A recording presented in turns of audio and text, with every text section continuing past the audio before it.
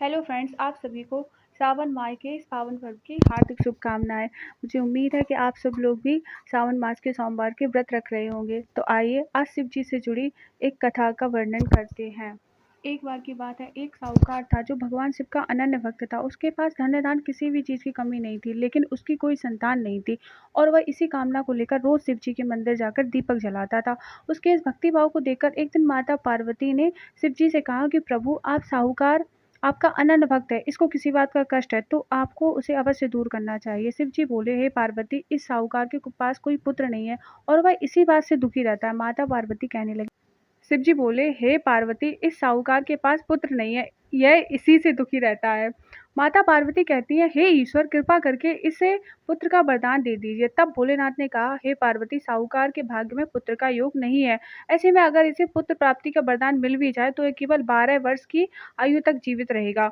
यह सुनने के बाद माता पार्वती ने कहा, हे प्रभु, आपको इस साहूकार को पुत्र का वर देना ही होगा, अन्यथा भक्तों क्यों आपकी सेवा पूजा करेंगे। माता के बार बार कहने से भोलेनाथ ने साहूकार को पुत्र का वरदान दिया, लेकिन यह भी कहा कि यह केवल 12 वर्ष तक जीवित रहेगा। पुत्र साहूकार यह सारी बातें सुन रहा था, लेकिन इसलिए उसे ना तो खुशी हुई ना ही दुख। वह पहले की तरह ही भोलेनाथ की पूजा अर्चना करता रहा। उधर सेठानी गर्भवती हुई और 9वें महीने उसे सुंदर से बालक की प्राप्ति हुई। परिवार में खूब हर्षोल्लास मनाया गया, लेकिन साहूकार पहले की तरह रहा और उसने बालक की 12 वर्ष की आयु का जिक्र किसी से भी नहीं किया। जब बालक 11 वर्ष की आयु हो गई तो एक दिन साहूकार सेठानी से बालक के विवाह के लिए कहा, तो साहूकार ने कहा कि वह अभी बालक को पढ़ने के लिए काशी भेजेगा। इसके बाद उसने बालक के मामा जी को बुलाया और कहा, इसे काशी पढ़ने के लिए ले जाओ और रास्ते में जिस भी स्थान पर रुकना वहां यज्ञ करते हुए ब्राह्मणों को भोजन कराते हुए आगे बढ़ना।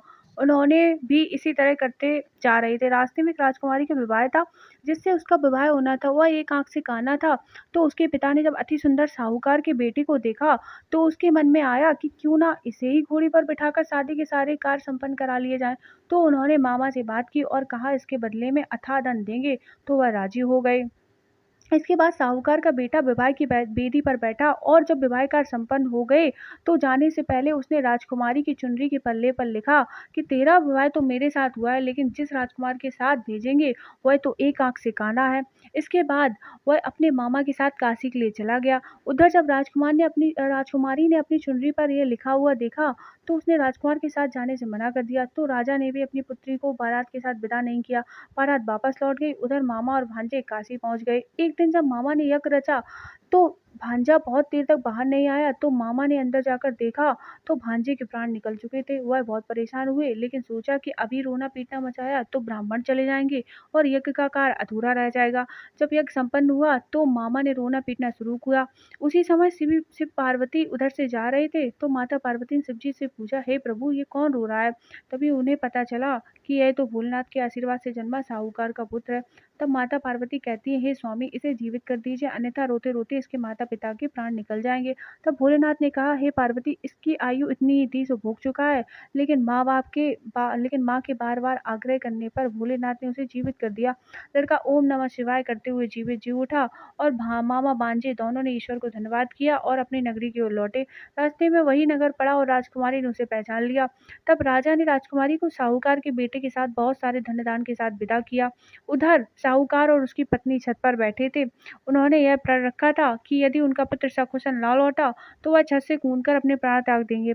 तभी लड़के की मामा ने आकर साहूकार के बेटे और बहू के आने का समाचार सुनाया, लेकिन वे नहीं माने। तो मामा ने शपथ पूर्वक कहा। तब तो दोनों को विश्वास हो गया और दोनों ने अपने बेटे बहू का स्वागत किया। उसी रात साहूकार के सपने में शिव जी ने दर्शन दिए और कहा, तुम्हारे पूजन से मैं प्रसन्न हुआ। इसी प्रकार जो भी व्यक्ति इस कथा को पढ़ेगा या सुनेगा उसके समस्त दुख दूर हो जाएंगे और मनवांछित सभी कामनाओं की पूर्ति होगी। अगर आपको हमारी ये कहानी अच्छी लगी तो कमेंट में हर हर महादेव जरूर लिखें और हमारे चैनल को जरूर सब्सक्राइब करें। Thanks for watching.